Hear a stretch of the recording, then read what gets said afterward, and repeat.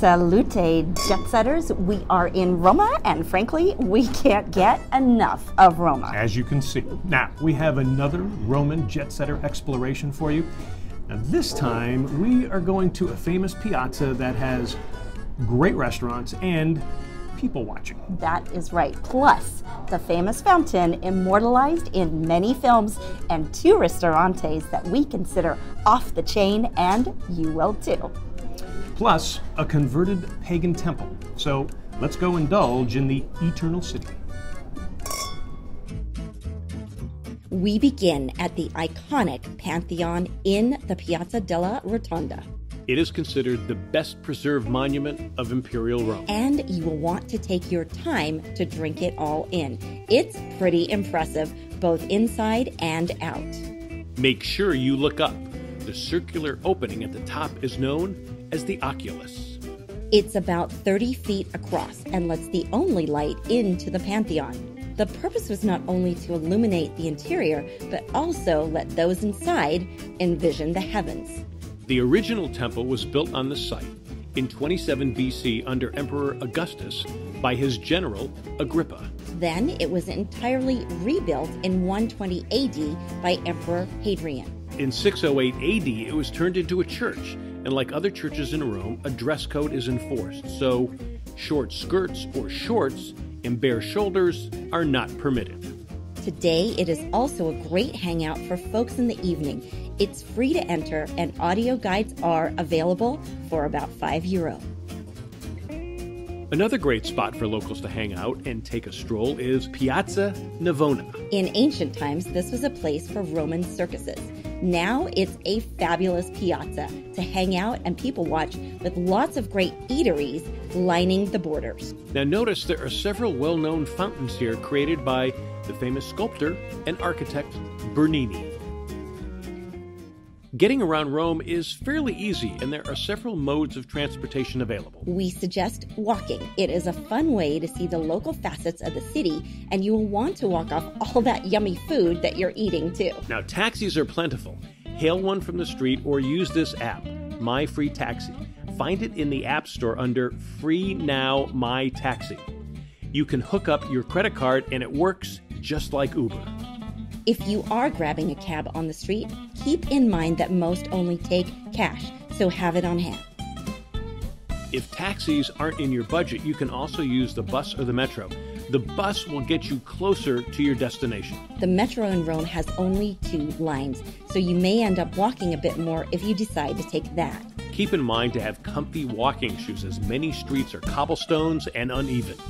Now, if you feel like biking it, Uber offers Jump, electric bikes that you can pick up and drop off around the city. Just download the Jump by Uber app from the App Store to access. And those are your Jetsetter tips for getting around Rome. Prego. Next, we head to Trevi Piazza for a glimpse of the iconic and well-known Fontana di Trevi, or Trevi Fountain. Now, this is free to visit, and it's the work of Nicola Salvi's waterworks from the Baroque era, influenced by Bernini. Made famous in the 1954 American film 3 Coins in the Fountain, is the tradition of throwing coins to guarantee your return to the Eternal City. And as you can see, many may not return because of, well, bad throwing arms. And it's estimated that about 3,000 euros are thrown into the fountain each day. Don't worry, the money is collected and donated to support Rome's needy. Now, what you see today dates back to the 18th century. And the fountains go back to the year 19 BC when the Roman aqueduct was constructed, an important building block that made ancient Rome what it was. The aqueduct brought water to the Roman baths and the fountains of central Rome. The fountain was built at the end of the aqueduct at the junction of 3 roads. Thus, the 3 streets, or literally 3 ways, Trevi, gives us the name Trevi Fountain. Near these sites are 2 restaurant jewels given to us by 2 of our jet-setters. The first is La Pace del Palato near Piazza Navona. It's an enjoyable walk with lots of fun along the way, including music and bustling activity. La Pate is a great family-run restaurant that will leave you wanting to return again and again. The vibe is homey and warm. First, we were presented with an amuse-bouche of sorts, an on-the-house type of antipasti with aubergines, and it was delightful. Especially with the warm bread. This is eggplant and sun-dried tomatoes that are slowly roasted. It was slightly sweet with a nice touch of bitterness to balance it out. Next, we took a deep dive into the carbonara with truffles. This might be the best we have ever had. Truffles are a tradition to add to carbonara in the fall and winter. As is usual in Italy, the pasta was perfectly al dente, and the carbonara was classic with eggs and cheese. It is light and velvety. There's no oil or cream here, the way it is meant to be. The pork cheek, which looks like bacon, gave the carbonara a nice salty bite. Then we had this deliciousness. It is stracchetti di filetto con ricotta, pacchino e scaglie di Parmigiano. Say that 3 times fast. And so what is it? Well, it's sliced beef with arugula salad, pacchino tomato, which are mini cherry tomatoes, and Parmigiano cheese. The tender beef is sautéed brilliantly and complemented by the baby tomatoes, peppery arugula, tangy vinaigrette, and a sprinkling of freshly grated Parmesan cheese. Romans love salad at the end of the meal as a digestive. We would have done that except for the tiramisu. This was a bright and creamy concoction, very frothy and airy light with a buzz of espresso and smooth chocolate. Then time for another perfect digestive, Limoncello. It's given complimentary here, which is another tradition in many Italian restaurants. And we stayed for yet one more after-dinner tradition, grappa.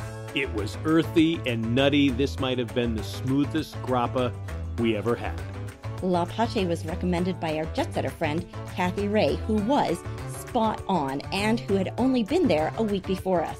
So we had some fun with Renato, the owner, and he easily remembered Kathy. This woman Yes, introduced us here. Do you remember her? yes, remember. Yeah. Yes. Yeah. Was she a good customer? Now, was she drunk and dancing on the tables? Yes. She was? Yes. Oh, okay. See? I told you. This next hidden gem came from our Jetsetter friend, Loris, who has been a longtime resident in Rome. He recommended Koso Wine Restaurant, a Roman-style eatery with a modern touch. And like Kathy, he nailed it. Koso is a locals hangout near the Spanish Steps, which we will share with you in another segment. And we chose a local white wine, Illuminati Pecorino, made from the pecorino grape, not pecorino cheese. Yes, and if you can imagine a Prosecco without the bubbles, that's what this is like. Lots of citrus, dry but not too crisp, and no oak or butter. We suggest trying this because you probably can't get this outside of Italy. And it went perfectly with this appetizer, flowers of pumpkin and zucchini. Now the zucchini is lightly breaded and sautéed with a fresh sprinkling of sea salt. The flowers of pumpkin are a light pastry filled with mozzarella cheese, pureed pumpkin, and briny anchovies. You have to get this. It hits on all flavor levels and melts in your mouth. Next, we had a Koso house specialty, a baked potato. Sounds mundane, right? Wrong. This is Rome. The potato is baked in foil and stuffed with, wait for it, a classic carbonara filling. It is deliciously creamy and light on the inside, while the potato skin is nice and crispy on the outside. Sure, it is an appetizer, but it would complement any entree. And we highly recommend the Bacala. This is salted fish. For this, it is shredded, then coated with egg wash and breadcrumbs, and then it's molded and sautéed in olive oil. The fish was sweet and mild in taste, but dense in consistency. And the sauce here is the key. It is a whipped up combo of chickpeas and prawns with a spicy salsa from Africa added in. For a New England boy who loves cod, this might be one of the tastiest fish recipes I have ever had. I would only have fish sticks this way. And the bacala comes with chicory, which looks like spinach, but is less bitter and more of a cross between romaine and arugula, with a spinach consistency. After the meal, we had a Montenegro, lots of herbs, aromatic, with bitters, in a perfect after-dinner drink to settle your stomach. Koso keeps its modern theme with plenty of TVs to watch football. Now, the Wi-Fi password is printed on the placemat along with the website, social media sites, email, and phone so you can stay in touch with them. As modern as they are, they exude true Italian hospitality. It started raining pretty hard when we were about to leave, and they gave us an umbrella to take with us, not worried about us ever returning it. And we used that umbrella quite a bit, and then later, when we departed, we left the umbrella with the hotel desk to pay the kindness forward to somebody else. In true familia style. We have given you a number of great restaurants here. Now, here's what's different, though, about Rome. Almost every restaurant you go into is fabulous, so don't be afraid to explore and try different things. Also, getting around Rome is fairly easy. There is a very good taxi app that you can use. You can also use Uber or Uber Jump. Ciao Bellas.